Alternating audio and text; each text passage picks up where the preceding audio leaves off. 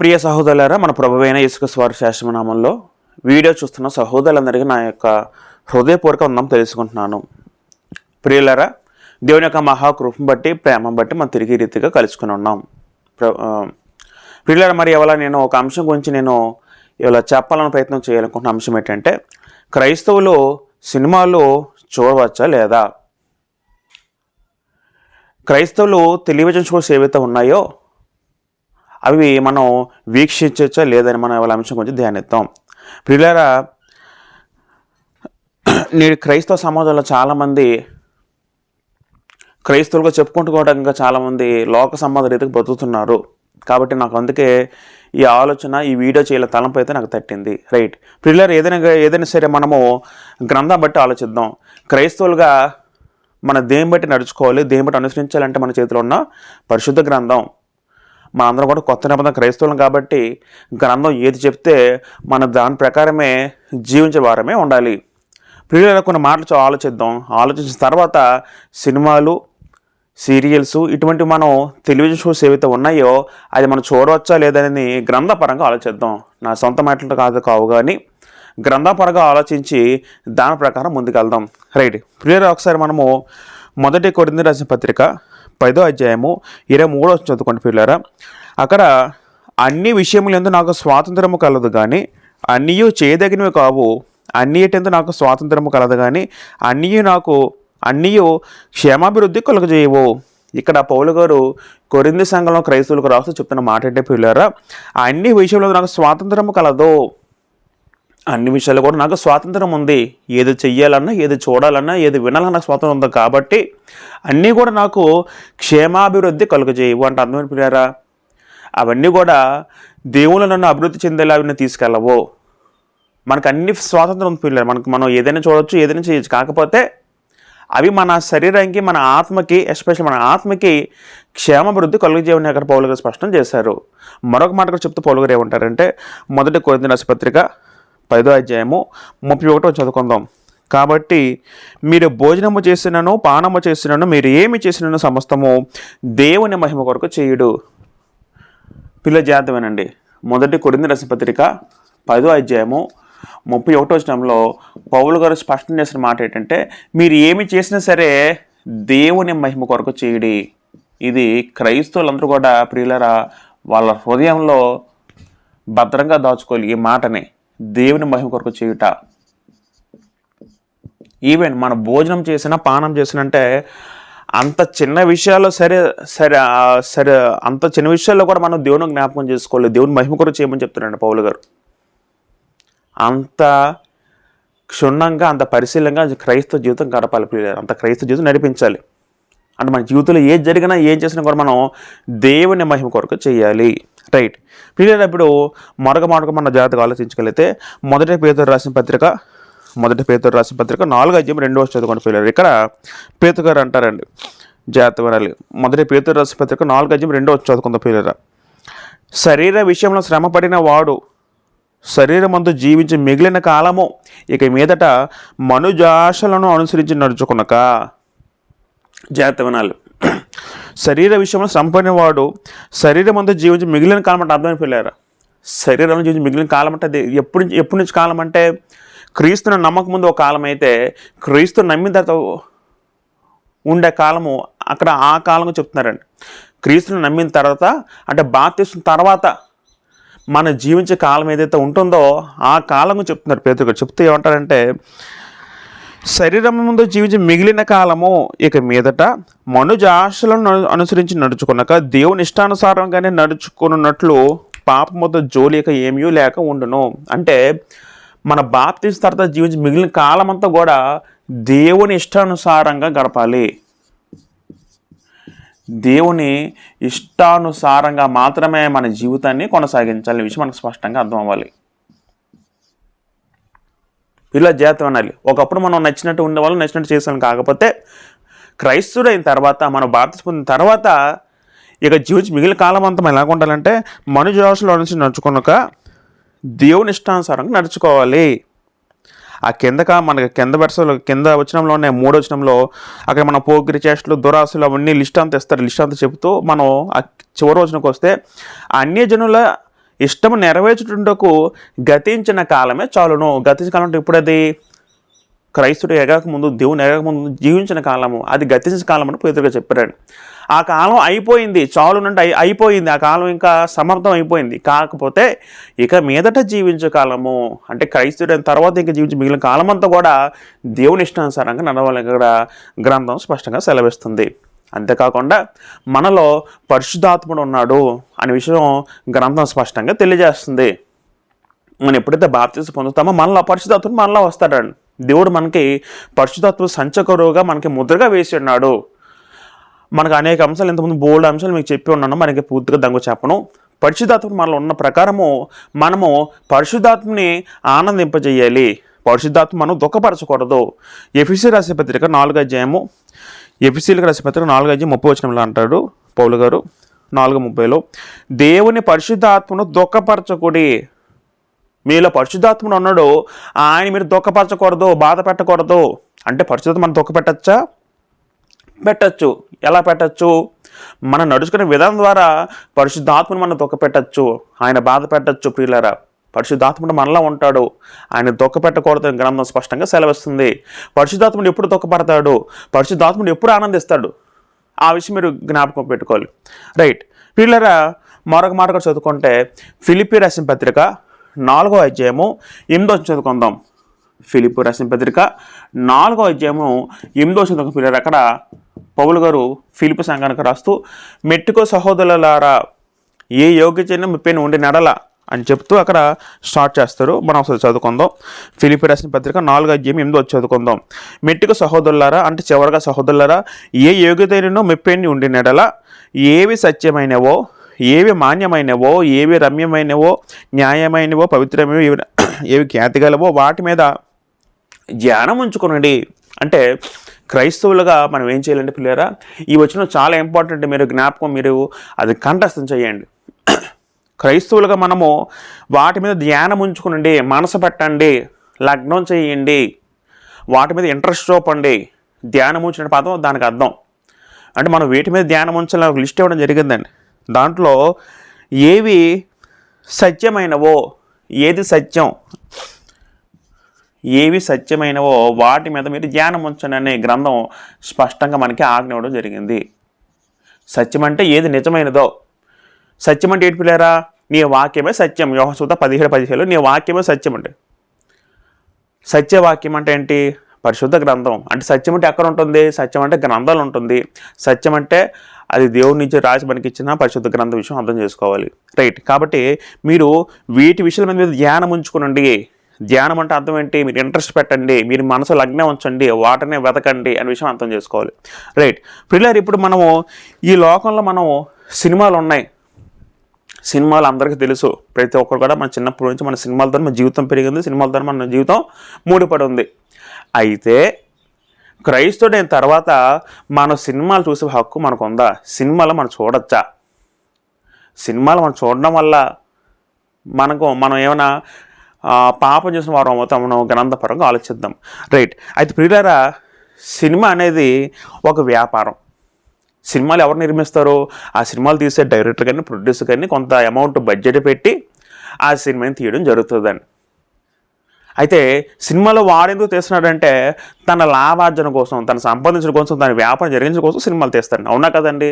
ఒక సినిమా అంటే దాని చుట్టూ ఎంతో ఖర్చు ఉంటుంది, ఎంతో నిర్మాత భరిస్తాడు. దానిలో అది ఒక లాభం నష్టం ఉండే ఒక వ్యాపారం అండి సినిమా అనేది. అవునా కదంటే? అవునంటారా కాదంటారా? రైట్. అయితే సినిమా ఎందుకు తీస్తారంటే వాడు తన లాభార్జన కోసం వాడు సినిమా తీస్తాడు. మనకెందుకు తీస్తాడు? మనకి వినోదాన్ని పంచడానికి తీస్తూ ఉంటాడు సినిమాలు. మన చిన్నప్పటి నుంచి అనేక సినిమాలు చూస్తూ పెరిగాను. నేను కూడా సినిమాలు చూస్తూ పెరిగాను చిన్నప్పుడు. నాకు సినిమాలు అంటే ఇష్టం. అయితే పిల్లరా, క్రైస్తవుడు మనం ఒకప్పుడు మన సినిమా చూసేవాళ్ళం, చాలా ఆనందించేవాళ్ళం, బాగుండే జీవితం. దాని గురించి డిస్కస్ చేసేవాళ్ళం, మూవీ రివ్యూస్ అని మళ్ళీ మన ఫ్రెండ్స్తో షేర్ చేసుకునే వాళ్ళం, మనం చాలా ఆనందంగా ఆనందించేవాళ్ళం. సినిమా హాల్ సెంటర్కి వెళ్ళేవాళ్ళం. ఒకప్పుడు ఇవన్నీ జరిగించేవాళ్ళం. ఒకప్పుడు బాప్తిసం ముందు, క్రీస్తులో మన పూర్తి ఎరగకముందు ఇవన్నీ జరిగించేవాళ్ళం. అయితే క్రైస్తుడైన తర్వాత మనం సినిమాలు చూడొచ్చా లేదో ఆలోచించగలిగితే మొదటగా సినిమా అనేది చూడొచ్చా లేదనేది ముందు గ్రంథం బట్టి ఆలోచిద్దాం. కొన్ని పాయింట్ మనం ఆలోచించగలిగితే ప్రియులారా, సినిమా అనేది ఈ సినిమాలు ఇవన్నీ షోస్ అండ్ టీవీ షోస్ అనేవి ఇవన్నీ కూడా వాక్యానుసారంగా కొన్ని మాటలు ఆలోచించి అప్పుడు మనం ముందుకెళ్దాం. మొదటగా సినిమా అనేది లోక సంబంధమైంది అవునంటారా కాదంటారా? మొదటి యోహాను రాసిన పత్రిక 2:16 చదువుకుంటే ఇక్కడ కూడా సినిమా అనేది లోక సంబంధం, అది దేవుడి సంబంధమైంది కాదు. ఎందుకంటే సినిమా అనేది దేవుడు సృష్టించలేదు, సినిమా అనేది లోకంలో మనుషులు సృష్టించారు అనే విషయం మనకు అర్థం అవ్వాలి. సినిమా అనేది లోక సంబంధమైనది.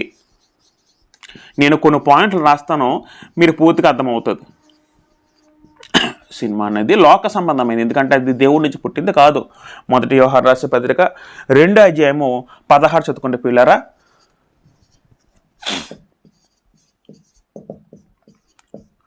సినిమా లోక సంబంధమైంది. మొదటి యోహాను రాసిన పత్రిక 2:16 చదువుకుంటే పిల్లల దగ్గర లోకంలో ఉన్నదంతయు అనగా శరీరాశ, నేతరాశ, జీవపడంబమును తండ్రి వల్ల పుట్టినవి కావు, అది లోక సంబంధమైనదే. సినిమాను సృష్టించింది మనుషులు అంటే అది దైవ సంబంధం కానిది, దైవ సంబంధం కానిదంటే అది లోక సంబంధమైనది. ఇప్పుడు దీంట్లో చూడండి, లోకంలో ఉన్నదంతా కూడా శరీరాశ, నేతరాశ, జీవపడంబము. లోకంలో ఏమున్నాయండి? శరీరాశ ఉంది. అంటే శరీరాశ, నేతరాశ, జీవపడంబాలు అనేవి సాతాను యొక్క ఆయుధాలు పిల్లలు. సాతాను ఒక మనిషిని చెరపడానికి, ఒక మనిషిని దేవుడి నుంచి దూరం చేయడానికి వాడుకున్న ఆయుధం, వాడుకున్న బలం ఏంటంటే ఈ మూడనండి: శరీరాశ, నేతరాశ, జీవపడంబం. ఇప్పుడు సినిమా లోక సంబంధం అయినప్పుడు సినిమా ఎవరికి చెందిందంటే అది సాతానుకు చెందింది. సినిమా అనేది సాతాను చెందింది, అది దేవుని సంబంధమైనది కాదు. ఆ విషయం మనకు అర్థమైంది. ఎందుకంటే అవి తండ్రి వల్ల పుట్టినవి కావంటే అర్థం ఏంటండి? తండ్రి వల్ల పుట్టినవి కావంటే దేవుడికి సంబంధించింది కాదు, అంటే అది దుష్టుని సంబంధించింది.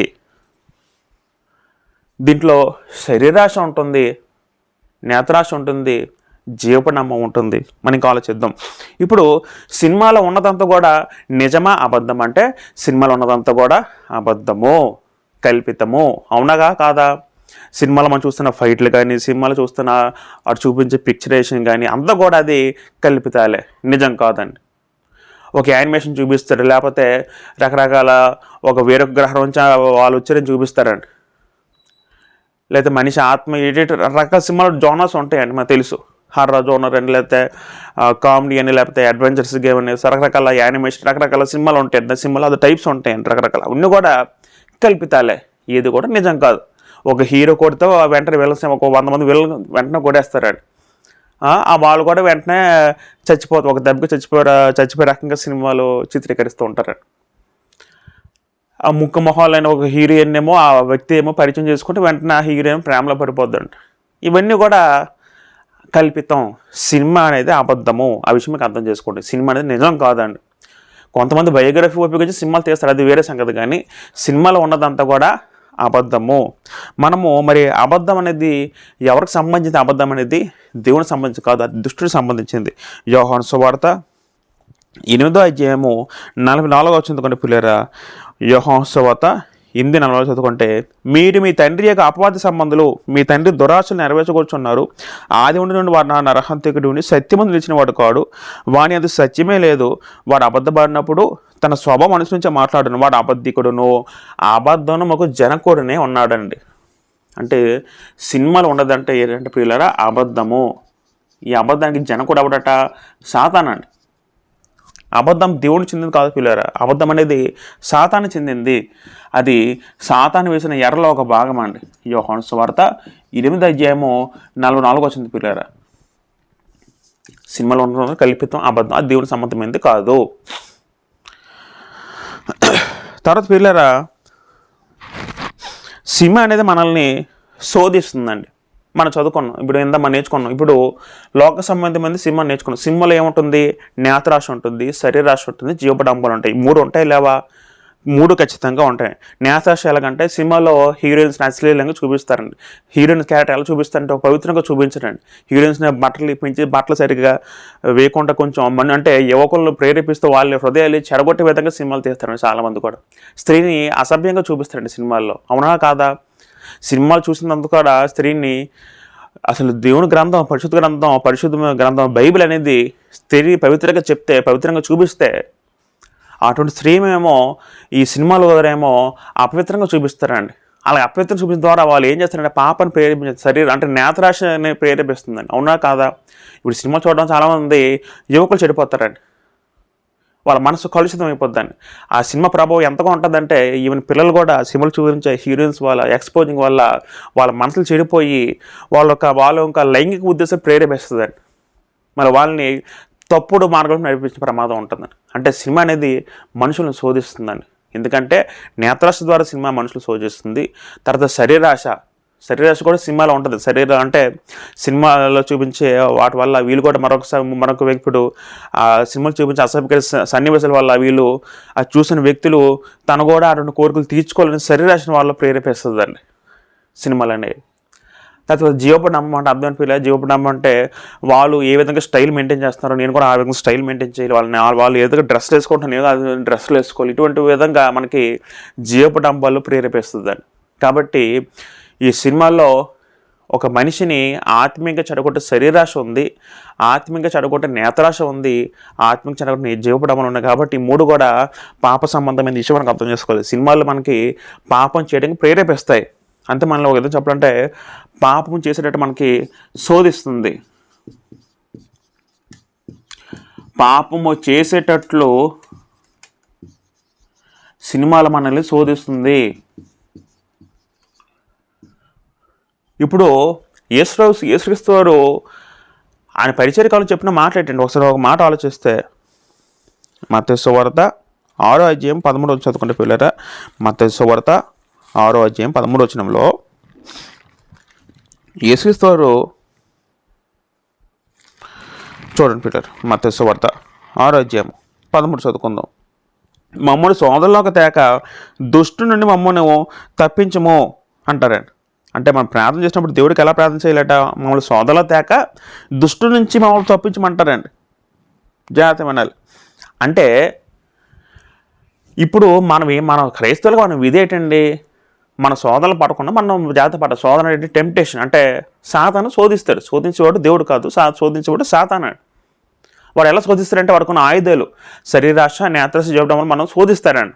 ఇప్పుడు సినిమాలు సీరియల్స్ చూసేవాడు వాడు శోధించబడతాడా, ఆశీర్దించబడతాడా? శోధించబడతాడు.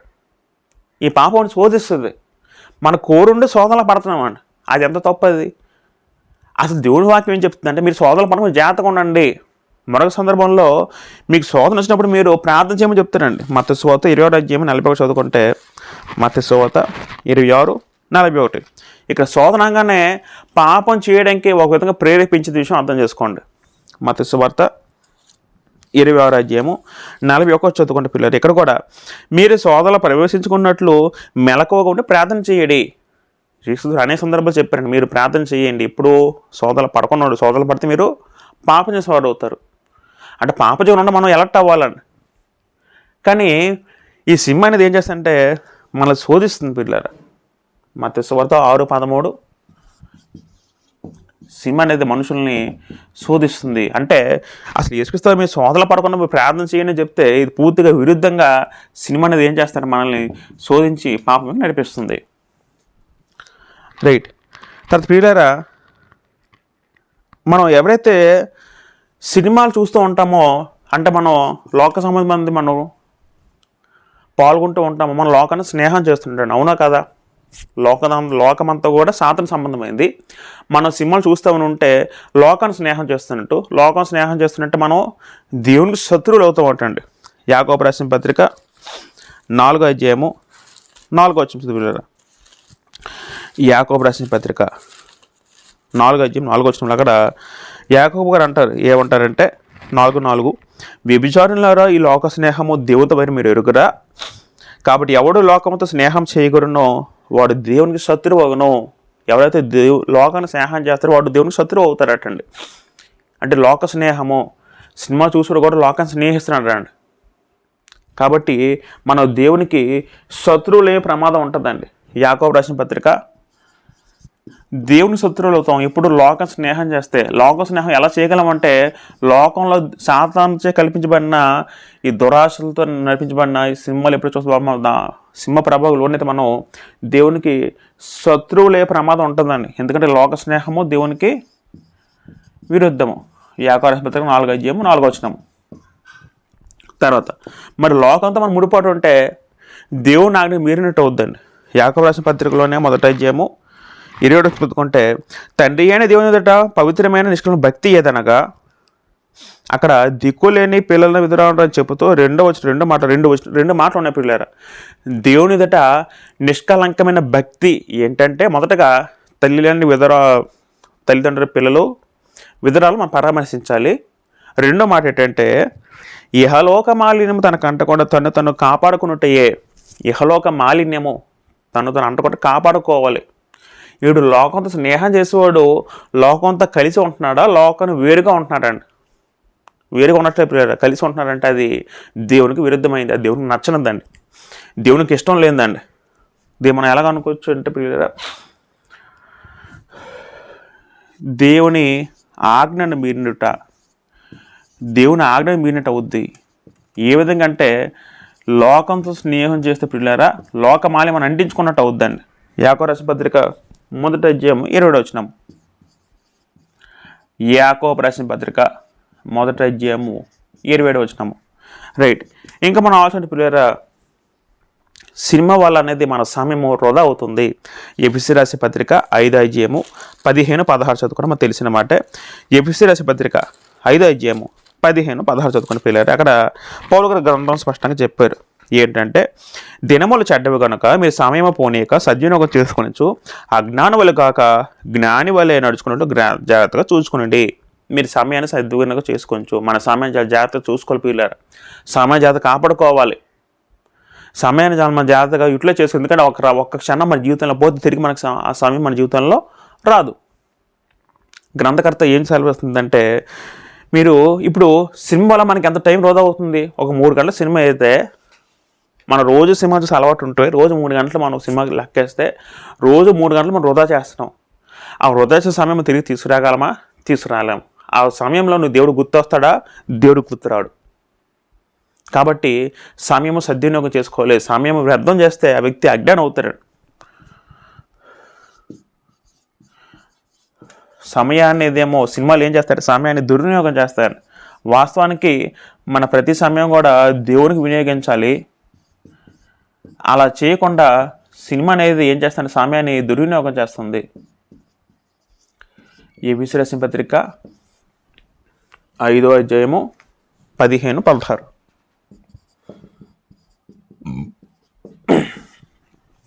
పిల్లలు ఇంకా మరొక మాట కూడా ఆలోచిస్తే, సినిమా అనేది శరీర కార్యంలో ఒక భాగం. గలతీ రాసిన పత్రిక, ఇది శరీర కార్యం. గలతీ రాసిన పత్రిక 5:21. అక్కడ శరీర కార్యాలు లిస్ట్ ఇస్తూ దాంట్లో అల్లరితో కూడిన ఆటపాటలు అన్న మాట ఉంటుందండి. ఒకసారి ఆలోచించండి, సినిమా హాల్ ఎలాగ ఉంటుందండి? అల్లరి, కేకలు, అరుపులు. సినిమా హాల్ మొదటి రోజు సినిమా రిలీజ్ అయిన వెంటనే ఆ పరిస్థితి ఎలాగ ఉంటుందండి? అక్కడ జనందరూ అరుపులు, తోపులాటలు, మా హీరో గొప్పవాడి హీరోని ప్రేజ్ చేస్తూ పొగుడుతూ అందరూ వాళ్ళకు వీరాభిమానులు. ఇదంతా కూడా దేవుడి సంబంధమైందా? దేవుడు చోట అల్లరి ఉండదు. అల్లరికొన్న పాటలు సినిమా కూడా ఒకటండి. సినిమాలో కూడా చూపించిన అల్లరితో ఆటపాటలు అంతే. వాళ్ళు గెంతడం, వాళ్ళు డ్యాన్స్లు ఇవన్నీ కూడా అల్లరికొన్న ఆటపాటలు. అది శరీరకార్యమైన గ్రంథం స్పష్టంగా సెలవిస్తుంది. తద్వీలరా ఆఖరి మాటకు మనం ఏం చదువుకుందామంటే, మనము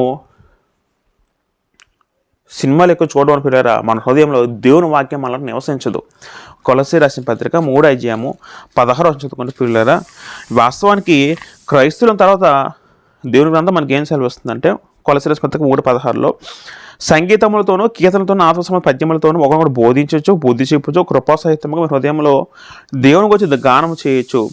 సమస్త జ్ఞానంతో క్రీస్తు వాక్యం మీలో సమృద్ధిగా నివసింపునీయుడి. మన హృదయంలో క్రీస్తు వాక్యం ఎలా ఉండాలండి? సమృద్ధిగా ఉండాలి పిల్లలు. సమృద్ధిగా నివసింపునీయడం గ్రంథం స్పష్టంగా తెలుసు. కానీ మన హృదయంలో సినిమాలు ఎక్కువ చూడడం వల్ల హృదయంలో దేవుని వాక్యం చోటు ఉండదండి. హృదయంలో దేవుని వాక్యము చోటు ఉండదు. దేవుని వాక్యం తలంపు ఉండదు. దేవుని వాక్యం ఎప్పుడైతే చోటు లేదో వెంటనే సాతానేమో మన హృదయంలో ఆక్రమిస్తారండి. మన హృదయంలో దేవుని వాక్యం ఉండాలి. ప్రభు రాజుగా ప్రతిష్ఠించాలి యేసుక్రీస్తు వారిని. మరి అవేవి లేకుండా మనం సినిమాలు షికార్లు చూస్తూ ఉంటే అవన్నీ కూడా మన హృదయంలో దేవుని వాక్యం ఉండదు. దేవుని వాక్యం లేకపోతే మనం పాపం చేసే ప్రమాదం ఉంటుంది. కీర్తనకారుడు అంటారు 119 గీతాల్లో, నీ ఎదుటిని పాపం చేయకుండా నా హృదయంలో నేను వాక్యం ఉంచుకున్నాను అంటారండి కీర్తనకారుడు. అంటే హృదయంలో వాక్యం అంటే పాపం చేయడం వ్యక్తి, పాపము గద్దిస్తుంది, పాపం అంటే వాక్యము గద్దించి మనం హెచ్చరిస్తుంది పాపం చేయకుండా. కానీ పిల్లరా ఇవన్నీ కూడా మనం చదువుకుంటే ఈ లోకంలో మరొకసారి జాగ్రత్తగానండి, సినిమాలు, serials, video games, TV shows ఏవైతే ఉంటాయో ఇవన్నీ కూడా సంబంధించి చెప్తానండి. కేవలం సినిమా అంటే సినిమా మాత్రమే కాదండి, సినిమాలు, సీరియళ్ళు, వీడియో గేమ్స్, రకరకాల టెలివిజన్ షోస్, దాంట్లో కామెడీ షోస్ ఉన్నాయి, రకరకాల షోస్ ఉంటాయి, మనం చూస్తూ ఉంటాం సినిమాలో, టీవీస్లో. ఇవన్నీ కూడా నేను అన్ని కలుపుకొని చెప్తున్నాను పిల్లలు. ఇవన్నీ కూడా లోక సంబంధమైనది, దేవుని సంబంధమైనది కాదు. దేవుడు వాటిని సృష్టించలేదు, మనుషులే సృష్టించారండి. ఒక 100 సంవత్సరాల క్రితం చూసుకుని 100 సంవత్సరాల క్రితం టీవీలో ఇవన్నీ లేవండి. 100 సంవత్సరాల లోపు ఇవన్నీ వచ్చాయండి. అంటే సాతాను వాడు ఒక ఎర్రలో ఇవన్నీ భాగం అండి. వాడు మనుషులు చెడగొట్టడానికి ప్రయత్నిస్తున్న కార్యకలాపాల్లో ఈ సినిమాలో వీక్షణ ఇవన్నీ విజన్స్ అన్నీ కూడా ఒక భాగం. అవి లోక సంబంధమైంది. వాటిలో చూపించేంత కూడా అబద్ధము, వాటిలో ఎంతమంది నిజం లేదు. అబద్ధానికి సృష్టికర్త ఎవడంటే సాతాను. అబద్ధాన్ని దేవుని చెందింది కాదు. కాబట్టి అది పాపం చేసి శోధిస్తుందండి. సినిమా చూసే వ్యక్తికి ఆ మనసు ఎలా ఉంటుందంటే, ఒక ఆసక్తిగా సీన్ చూస్తే స్త్రీలను పవిత్రంగా చూడడం, సహోదరులుగా చూడడం, స్త్రీలను సహోదరులుగా చూడడం, స్త్రీలని కామతతో చూస్తాడు. ఆ విధంగా నేత్రాశ కలిగిస్తుంది, కన్ను ద్వారా పాపం చేసే ప్రయత్నం చేయబడుతుంది, శరీరాశ చేయబడము. తర్వాత దేవునికి శత్రువులు అవుతాం. లోక స్నేహం ఎవరితో చేస్తే వాళ్ళతో దేవుని శత్రువులు అవుతామంటే, ఎందుకంటే మన లోకం వేరుగా ఉండాలి, మనం ప్రత్యేకంగా ఉండాలి. క్రైస్తవులు అంటే ప్రత్యేకించబడిన వారు. దేవుని నాకు మీరినట్టు అవుతుంది. ఎందుకంటే పిల్లరా, లోక మాలిన్యం అంటించుకుంటే ఆ వ్యక్తి దేవుని సంబంధం కాదు. తర్వాత సమయం దుర్వినియోగం అవుతుందండి. సమయం మనం దుర్వినియోగం చేస్తాం, సమయం వేస్ట్ చేస్తాడు అజ్ఞాని. జ్ఞాని కాదు గ్రంథశాల వస్తుంది. అది శరీర కార్యాల భాగం. అలాది కొన్ని ఆటపాటలు మనం జరిగిస్తున్నాము, సినిమాలు ఉన్నాయంటే మనం అది శరీర కార్యం కింద వస్తుంది. శరీరకార్యం జరిగించేవారు దేవుని రాజ్యాన్ని స్వతంత్రించి కొనలేరు. ఆఖరిగా హృదయంలో దేవుని వాక్యం చోటు ఉండదు. నాకు ఎగ్జాంపుల్ ఏంటంటే, మన హృదయంలో దేవుని సినిమా పాటలు ఉంటాయి, సినిమా డైలాగులు ఉంటాయి, కానీ ఒక్క వాక్యం దేవుని రిఫరెన్స్ ఎవరు చెప్పగలరా? వెంటనే ఒక వచనం పట్టుకుంటే ఆ వచనము ఏ రిఫరెన్స్ ఉంది మనం వెంటనే చెప్పగలమా? చెప్పలేం. ఎందుకంటే దేవుని వాక్యం మన హృదయంలో లేదు కాబట్టి మనం చెప్పలేము. అది సినిమా పాట ఎందుకు మనకు అక్షరంతో సహా గుర్తుంటుంది అంటే మనం ధ్యానిస్తాం వాటి మీద. దేవుని వాక్యం అంటే మన హృదయంలో మనం పెట్టుకోం పిల్లలు.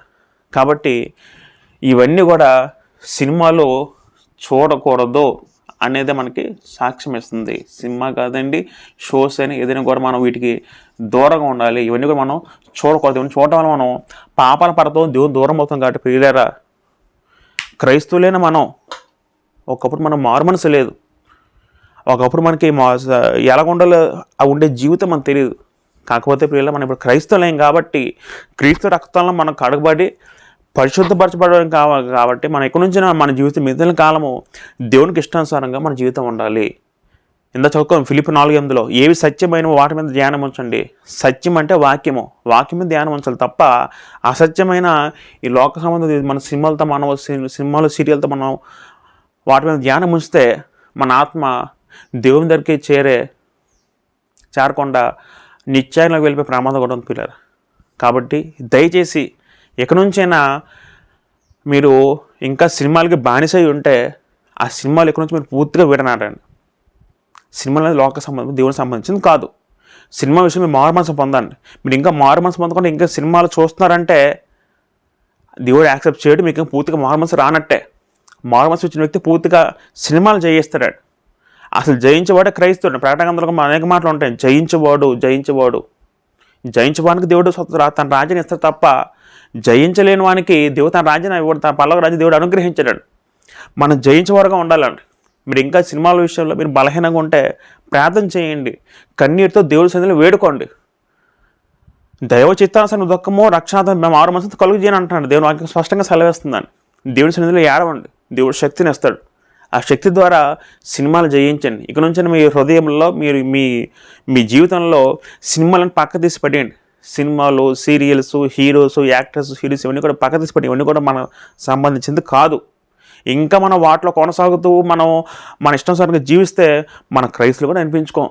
నులివెచ్చగా ఎప్పుడు ఉండకూడదు క్రైస్తవులు, అయితే పరిపూర్ణంగా ఉండాలని. నులివెచ్చని క్రైస్తవులు దేవుడు యాక్సెప్ట్ చేయడు. నులివెచ్చకుంటే దేవుడు ఉమ్మి వేస్తారని కూడా ఒక సంఘంతో అంటారు ప్రకటన గ్రంథంలో. కాబట్టి వీళ్ళు ఎక్కడి నుంచైనా మీరు సినిమాలు మానిండి, వాటి వైపు జోలికి వెళ్ళొద్దు. మీ సమయాన్ని దేవుని వాక్యం చదవడానికి, దేవుని వాక్యాన్ని గడపడానికి మీరు ఎక్కువ మీ సమయాన్ని కేటాయించండి. మీరు సోదరుల పడకుండా ప్రార్థన చేయండి. ఈ విధంగా ఉంటే మన భక్తి జీవితం దేవునికి ఇష్టానుసారంగా ఉంటుంది. తర్వాత మనం చనిపోతే మనం పర్లోక రాజ్యం వచ్చే భాగ్యం దేవుడు మనకి అనుగ్రహిస్తాడు. ఈ మాటలతో నన్ను హెచ్చరించుకుంటే మేము ఎంతగా హెచ్చరిస్తాను. దేవుడి వాక్యం దీవించి మనందరి హృదయాల్లో ఫలింపజేయను గాక.